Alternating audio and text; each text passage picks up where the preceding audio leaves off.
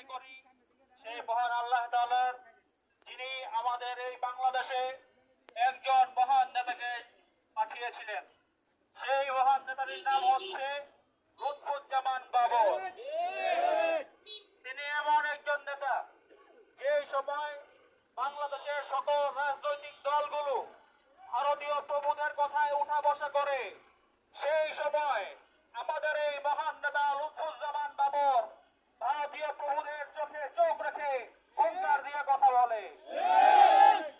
আজ আমার দুঃখ নিয়ে কথা বলতে হয়, আমরা কিছুদিন আগে শুনতে পেয়েছি একজন সাবেক ছাত্রলীগ নেতা, বর্তমান এনসিপি নেতা, সে আমাদের এই মহান নেতাকে নিয়ে কুরুচিপূর্ণ কথাবার্তা বলেছে, বক্তব্য দিয়েছে।